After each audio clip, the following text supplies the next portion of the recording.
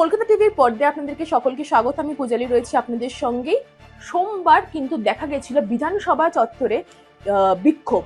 জানা যাচ্ছিল হালি শহরে মমতা বন্দ্যোপাধ্যায়ের ওপরে যে আক্রমণ ঘটেছিল, সেই আক্রমণ ঘিরে কিন্তু আজ বিধানসভায় তীব্র প্রতিবাদ জানিয়েছিলেন, যেখানে উপস্থিত ছিলেন কালীঘাট তৃণমূল শিবিরের মধ্যে শোভনদেব চট্টোপাধ্যায়, কুণাল ঘোষ, নয়না বন্দ্যোপাধ্যায়, অশোক দেব, বিমান বন্দ্যোপাধ্যায়, আলিফা আহমেদ, অসীমা পাত্রের।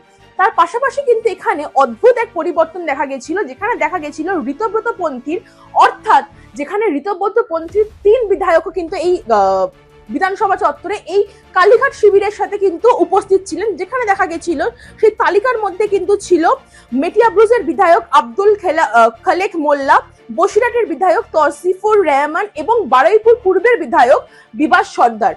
এই এক অদ্ভুত পরিবর্তন, যেখানে দেখা গেছিল তৃণমূল অর্থাৎ কালীঘাট তৃণমূলের সাথে ঋতব্রত পন্থীর কিন্তু তৃণমূল মিলিয়ে কিন্তু এই বিধানসভা চত্বরে কিন্তু এই বিক্ষোভটা করেছিল।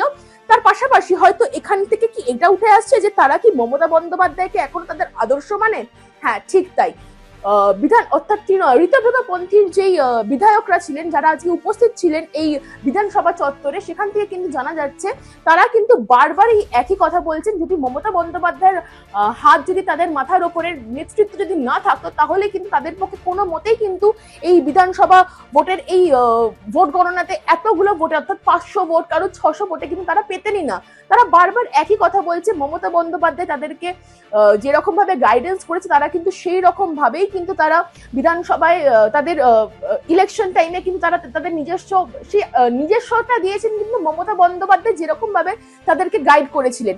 তার পাশাপাশি এটাও জানা যাচ্ছে তারা বারবার এই একই কথা বলছিলেন যে ঋতব্রত পন্থী অর্থাৎ ঋতব্রত শিবিরে যারা ছিলেন, তারা কিন্তু জেনেছিলেন যে মমতা বন্দ্যোপাধ্যায় তাদের কিন্তু মেন লিডার হবে, কিন্তু এখনো অবধি এই লিডারশিপের কোনো পরিবর্তন ঘটেনি। অর্থাৎ মমতা বন্দ্যোপাধ্যায় যেহেতু লিডারশিপে নেই, ঋতব্রত পন্থীদের তাদের কিন্তু মনের মধ্যে একটা কুডাক যাচ্ছে। তার ফলেই হয়তো এই পরিবর্তন, যেখানে এই বিধানসভা চত্বরে যেখানে উপস্থিত ছিলেন তৃণমূল, কালীঘাট তৃণমূল, তার পাশাপাশি কিন্তু দেখা গেছিল এই ঋতব্রত পন্থীর কিন্তু 3 বিধায়ককে।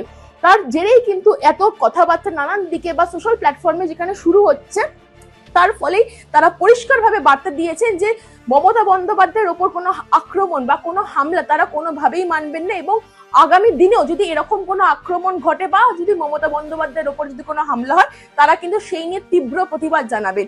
এটা কিন্তু সব থেকে তারা কিন্তু স্পষ্টভাবে এই কথা কিন্তু বলে দিয়েছিলেন।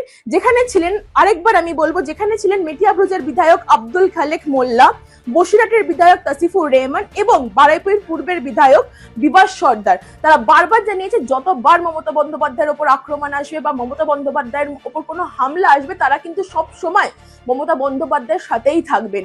এই সব তথ্য জানতে চোখ রাখুন কলকাতা টিভির পর্দায় রাত দিন 7 দিন।